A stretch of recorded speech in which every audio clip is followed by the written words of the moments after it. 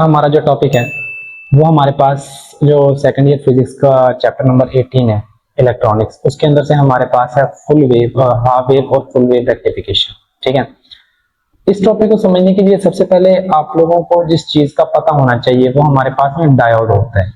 कि अगर हम लोगों को डायोड की समझ है ना, तो हमारे पास फुल वेव और हाफ वेव रेक्टिफिकेशन जो है वो बहुत ही ज्यादा एक इजी कॉन्सेप्ट हो जाता है। तो पहले हम लोग थोड़ी सी बात कर लेते हैं डायोड के ऊपर कि डायोड हमारे पास क्या होता है और किस तरह से ये वर्किंग करता है। ठीक है, तो हमारे पास जो डायोड होता है ना, उसका जो सिंबल है वो हमारे पास कुछ इस तरह से होता है।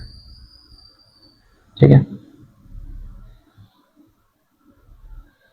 ये हमारे पास पी रीजन होता है और ये हमारे पास एन रीजन होता है। आपने इसमें ये याद रखना है कि जहां पर भी पी रीजन की बात आएगी वहां पर आपने समझ लेना है कि ये पॉजिटिव टर्मिनल है, और जहां पर एन रीजन की बात आएगी वहां पे आपने समझ लेना है कि ये हमारे पास नेगेटिव टर्मिनल है। ठीक है, अब जो डायोड होता है ना, ये हमारे पास एक डायरेक्शन के अंदर करंट को क्या करवाता है, फ्लो करवाता है। तो हम लोग क्या करते हैं, इसके साथ एक बैटरी लगा देते हैं या हम लोग एक अल्टरनेटिंग सोर्स लगा देते हैं।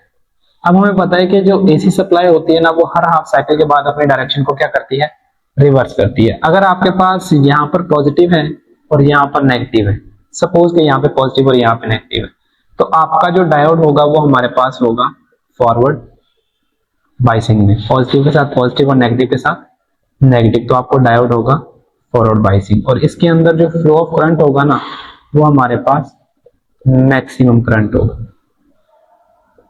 एक ये बात आप लोगों ने याद रखनी है। दूसरा कि अगर हमारे पास डायोड जो है कुछ इस तरह से लगा हुआ हो, यही लगा हुआ है क्योंकि अल्टरनेटिंग करंट जो है हमारे पास हर हाफ डायरेक्शन के बाद अपनी सिमत को चेंज करता है। तो यहाँ पे नेगेटिव और यहाँ पे हम लोग क्या लगा देते हैं, पॉजिटिव लगा देते हैं। ये पी रीजन और ये हमारे पास एन रीजन, ये पॉजिटिव होता है और ये नेगेटिव होता है। अगर पॉजिटिव के साथ नेगेटिव और नेगेटिव के साथ पॉजिटिव, तो ये हमारे पास होती है रिवर्स बाइसिंग। अब जो रिवर्स बाइसिंग होती है, इसके अंदर मिनिमम करंट फ्लो होता है। ठीक है, ये आप लोग इसके बेसिक टॉपिक्स के अंदर जो है ना स्टडी करके आए हैं। तो हम लोग जस्ट लॉन्ग क्वेश्चन की बात कर रहे हैं, इसलिए मैं सिर्फ आप लोगों को बेसिक्स बता रहा हूँ। ठीक है, तो ये चीजें अपने फॉरवर्ड बाइसिंग और रिवर्स बाइसिंग को आप लोगों ने याद रखना है। अगर आपको ये चीजें पता है तो आपके पास ये जो टॉपिक है वो बहुत ही ज्यादा इजी हो जाएंगे। तो देख लेते हैं कि हमारे पास जो रेक्टिफिकेशन है वो क्या होती है। अब जो रेक्टिफिकेशन है ना, ये हमारे पास एक ऐसा प्रोसेस है कि आपके घरों के अंदर कुछ इलेक्ट्रॉनिक डिवाइसेस जो हैं वो ऐसी होती हैं कि जो कि अल्टरनेटिंग करंट के ऊपर जो है ना वो वर्क नहीं करती। ठीक है, वो वर्क करती है डायरेक्ट करंट के ऊपर। तो हम लोग क्या करते हैं, उनके अंदर लगाते हैं रेक्टिफायर। रेक्टिफायर क्या करता है, आपके अल्टरनेटिंग करंट को जो है वो किस चीज में कन्वर्ट कर देता है, डायरेक्ट करंट के अंदर कन्वर्ट कर देते हैं। और आपकी जो मशीनरीज होती है ना, वो बहुत ही ज्यादा स्मूथली रनिंग के साथ चलती रहती है। तो हम लोग इसको डिस्कस कर लेते हैं कि हमारे पास क्या होता है। तो हमारे पास है rectification. The process convert AC waveform into DC waveform is called rectification। Rectification हमारे पास एक ऐसा प्रोसेस है जो कि आपके AC वेवफॉर्म को किसमें कन्वर्ट करेगा, DC वेवफॉर्म के अंदर कन्वर्ट कर देगा। इसी फिनोमिना का आप लोग किस चीज का नाम दे देंगे, रेक्टिफिकेशन का नाम दे देंगे। इसकी दो टाइप होती है, एक हमारे पास होता है हाफ वेव रेक्टिफिकेशन, एक हमारे पास होता है फुल वेव रेक्टिफिकेशन। ठीक है, हम जब जिस चीज को डिस्कस करेंगे वो मेरे पास है हाफ वेव रेक्टिफिकेशन। अब हाफ वेव रेक्टिफिकेशन में हमारे पास क्या होता है कि ये रेक्टिफिकेशन की वो टाइप होती है जिसमें आप लोग क्या करते हो कि अल्टरनेटिंग सप्लाई की जो हाफ वेव होती है, अल्टरनेटिंग सप्लाई की जो वेव होती है, मैं आपके सामने बना भी देता हूँ, वो कुछ ये होती है। ये मेरे पास एसी सप्लाई होती है। ये हमारे पास क्या होता है, सिर्फ मुझे ओनली हाफ इनपुट जो है, इसकी जो हाफ इनपुट है, हाफ ये है हाफ ये है, वो सिर्फ आपको आउटपुट के ऊपर मिलती है, और जो रिमेनिंग हाफ है वो आप लोगों को आउटपुट के ऊपर नहीं मिलती। ओके, तो आई होप सो यहाँ तक आप लोगों को समझ आया होगा। तो अब हम लोग इसके कॉन्सेप्ट को भी देख लेते हैं कि हमारे पास ये होता क्या है। तो हमारे पास क्या होगा,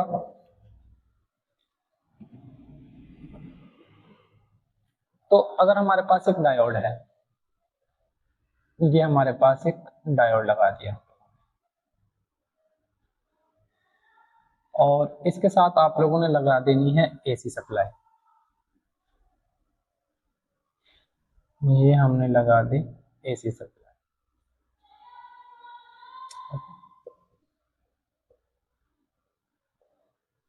अगेन वही बात आपने याद रखना है, ये रीजन है पी, ये रीजन है एन।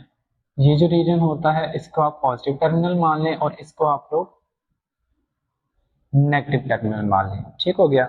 हमारे पास जो एसी की पीक होती है वो हमारे पास कुछ इस फॉर्म में होती है कि आप जो इनपुट प्रोवाइड कर रहे हैं यहाँ पर, वो हमारे पास इस फॉर्म में है। ठीक है, यहाँ पर हमारे पास होता है 0, यहाँ पे होता है T/4, यहाँ पे होता है T/2, यहाँ पे होता है 3T/4 और यहाँ पे होता है T। ओके, अब हमने क्या करना है, इसको इनपुट देनी है। हम लोगों ने इनपुट प्रोवाइड की, इनपुट प्रोवाइड करने के बाद हमारे पास क्या होगा कि मेरे पास इंटरवल है यहाँ से और यहाँ तक का, तो हमारे पास इंटरवल है 0 से T/2 तक का। तो हम कंसीडर करते हैं कि इसके यहाँ पे पॉजिटिव और यहाँ पे क्या है, नेगेटिव। तो हमारे पास जो सप्लाई होगी वो कुछ यहाँ से मूव करेगी।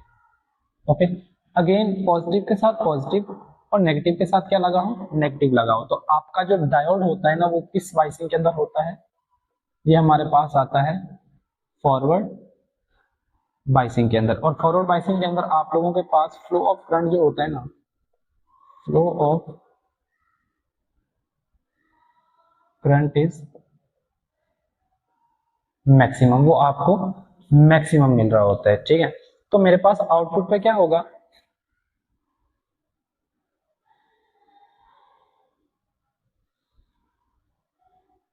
कि आप लोगों को ये जो पीक है वो एज इट इज कहां पे गेन हो जाएगी, आउटपुट के ऊपर गेन हो जाएगी। ओके, अब हाफ साइकिल के बाद अल्टरनेटिंग करंट ने क्या करना है, अपने डायरेक्शन को रिवर्स करना है। डायोड हमारे पास एज इट इज लगा रहेगा। उसके लिए हम एक और डायग्राम बना लेते हैं कि मेरे पास 0 से 2/2 का इंटरवल, 0 से T/2 तक का इंटरवल हम लोगों ने यहाँ पे कंप्लीट किया, तो मेरे पास हो गई फॉरवर्ड बाइसिंग। अब डायोड हमारे पास एज इट इज लगा हुआ है,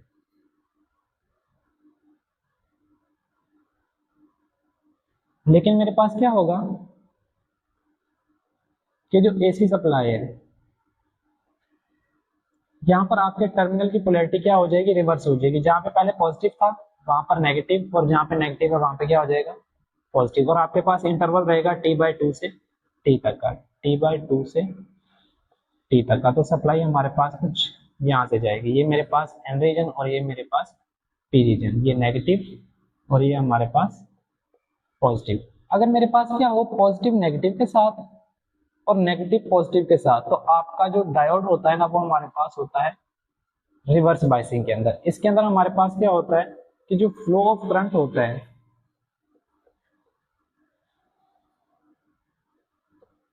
इज मिनिमम, मतलब इतना ज्यादा कम होता है कि ये ना होने के बराबर होता है, निग्लिजिबल हमारे पास होता है। तो हमारे पास क्या होता है कि चूंकि यहाँ पर रिवर्स बाइसिंग रेजिस्टेंस बहुत ज्यादा है, तो फ्लो ऑफ करंट जो है बहुत ही ज्यादा मिनिमम है। तो आपके पास क्या होगा, आपकी जो ये इनपुट होगी यहाँ पे आप लोगों को कोई सप्लाई नहीं मिलेगी, तो यहाँ पर आपके पास एक स्ट्रेट कुछ इस तरह से लाइन आ जाएगी। ओके, उसके बाद हमारे पास क्या होगा, अगेन इसे अपर साइकिल आएगा, अगेन जो है ना ऊपर वाला साइकिल आएगा जो कि हमारे पास ये है। तो आपका जो डायोड है वो अगेन क्या हो जाएगा, फॉरवर्ड बाइसिंग के अंदर आ जाएगा। जैसे ही डायोड फॉरवर्ड बाइसिंग के अंदर आएगा तो आपको ये क्या मिल जाएगी, आउटपुट मिल जाएगी, जो कि 0/2 का इंटरवल था। उसके बाद नेक्स्ट हमारे पास हाफ साइकिल आएगा, नेक्स्ट इसकी पीक आएगी, तो आपको यहाँ पर कोई आउटपुट नहीं मिलेगी, क्योंकि आपका जो डायोड है वो किस सेंस में आ जाएगा, रिवर्स बाइसिंग के अंदर आ जाएगा। रिवर्स बाइसिंग में आपके पास कोई आउटपुट नहीं है।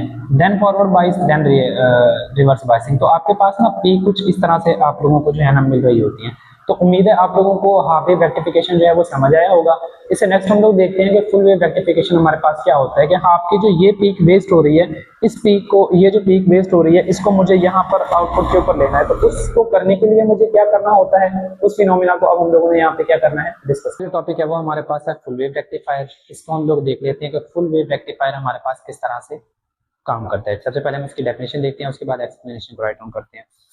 तो फुल वेव रेक्टिफिकेशन जो होती है ना, ये हमारे पास एक ऐसी टाइप होती है रेक्टिफिकेशन की जिसपे आप लोग क्या करते हो, बोथ इनपुट साइकिल, हमारे पास दो साइकिल होते हैं अल्टरनेटिंग सोर्स के, अपर साइकिल एंड लोअर साइकिल। तो बोथ साइकिल आप लोगों को कहाँ पे मिल रहे हैं, कन्वर्ट इनटू अ डीसी। तो हम दोनों साइकिल्स को ही डीसी के अंदर क्या कर सकें, कन्वर्ट कर सकते हैं। उसको आप लोग क्या कहते हैं, फुल वेव रेक्टिफिकेशन का नाम देते हैं। ओके, तो लास्ट हाफ वेव के अंदर हम लोग क्या करते थे, सिर्फ एक ही हाफ साइकिल को जो है वो आउटपुट के ऊपर लेते थे।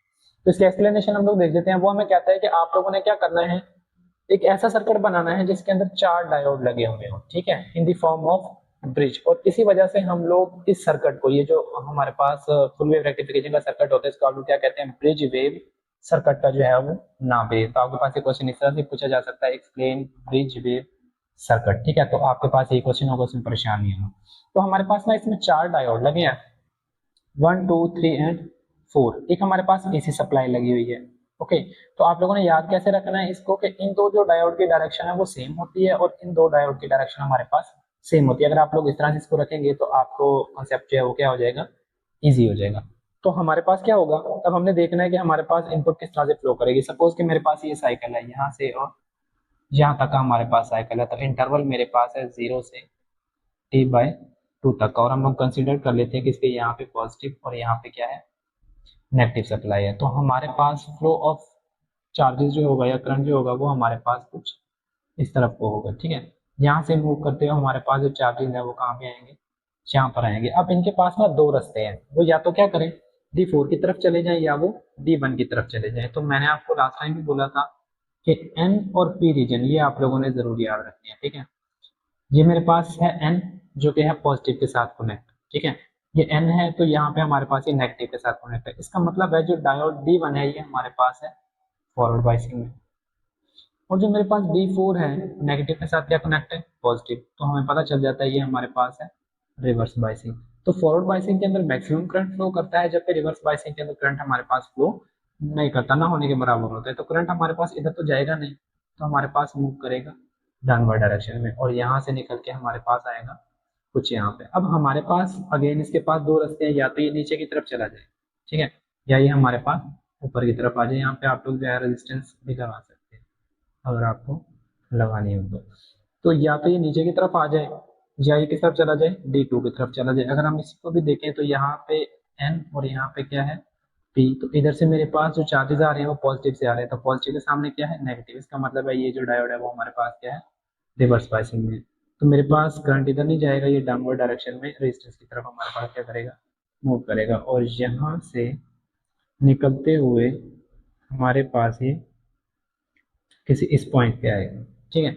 अब यहाँ पे आने के बाद करंट अगेन या तो D4 की तरफ जाए या किस तरफ जाए, D1 D3 की तरफ जाए।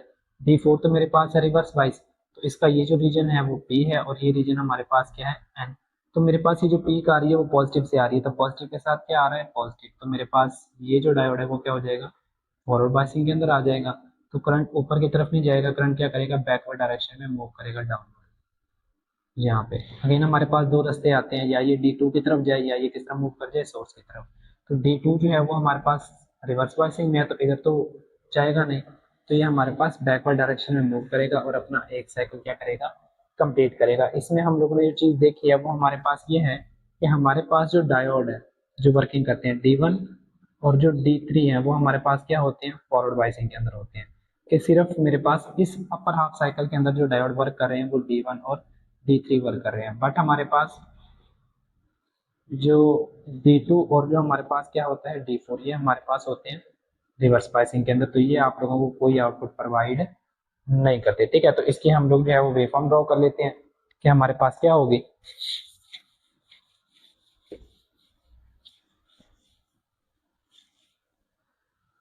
तो हमारे पास क्या होगा, इनपुट हम लोगों ने क्या दी, जो इनपुट है वो हम लोगों ने कुछ ये दे दी,